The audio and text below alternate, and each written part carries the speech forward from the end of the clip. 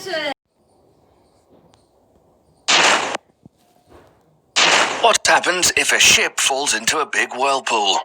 Whirlpools, how dangerous can they be? How deadly are they for human beings? How destructive are they for vessels? Can whirlpools suck ships, boats, or even barges in? Or do they pose a danger only for human beings who fall into them? In these shots, you can see how the rafter Steve Fisher got sucked in by a powerful current that the athlete had the bad luck to encounter when descending the Congo River as part of a Red Bull-sponsored competition. Fisher, a world-class athlete, had a run-in with the mighty rapids of this African river. Yet, this was not among the most dangerous whirlpools that exist on our planet, and far from the most dangerous whirlpools that are theoretically possible. Don't try at home what one of the world's top rafting pros barely managed to escape from, and that was even with the help of others. There are whirlpools much more dangerous than along the Congo River. Some of these vortexes in the water pose a threat not only to people, but even heavier objects. A boat? A yacht? A ship? A barge? Even giant vessels can face destruction if any of them, separately or together, are sucked into one of these real aquatic monsters. But let's start by taking a look at whirlpools themselves, at what they are, how they arise. What was that? So scary and so frightening. Sure, you call it a disaster. What is a disaster? A disaster is a sudden accident or a natural catastrophe that causes great destruction or damage or loss of life, like tsunamis, earthquakes, floods, hurricanes, cyclones, tornadoes, so many are there. And you know, such disasters cause destruction to property, loss of life, loss of financial resources. People lose their shelter and livelihood. To recover from such losses and problems, there is one organization which is helping people the worldwide. And what do we call it?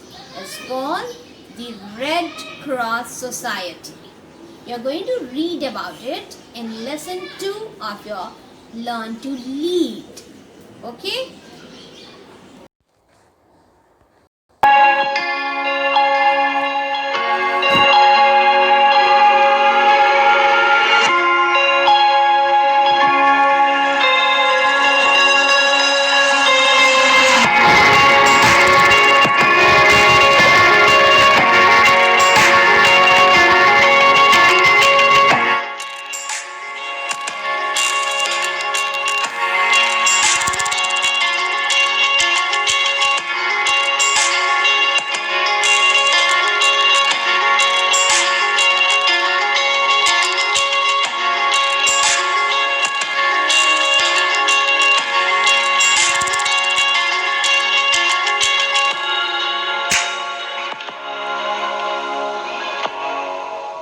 So you see, any kind of disaster can happen anywhere, anytime in the world. And for it, we should know how to keep ourselves ready or prepared to face such a disaster when it occurs and to help others in whichever way we can. Now, what you will do is, you're going to prepare one bag. We'll call it evacuation bag. What are we going to call it? Evacuation bag. Okay? And what will you keep? What all should be there in the bag? There should be one napkin or 2 napkins. There should be a comb. There should be, very important is to keep a torch in it, a sanitizer, your toolbox, your masks, your toothbrush and toothpaste. Very important is to carry a candle with your match. One set of clothing you are going to keep in it, and your documents and cash in one pouch. And the most important thing is to keep a first aid box. You will prepare a first aid box for yourself and for others.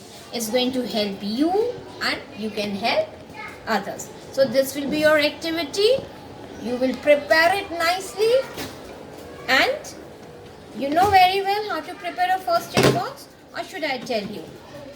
A very important thing: cotton, Dettol, betadine, bandage, tape, Volini also, some painkillers, a scissor, band-aid, and whatever you can think are your important medicines, keep in this box. Okay? So this will be your activity for the week. Till then, read and learn and enjoy.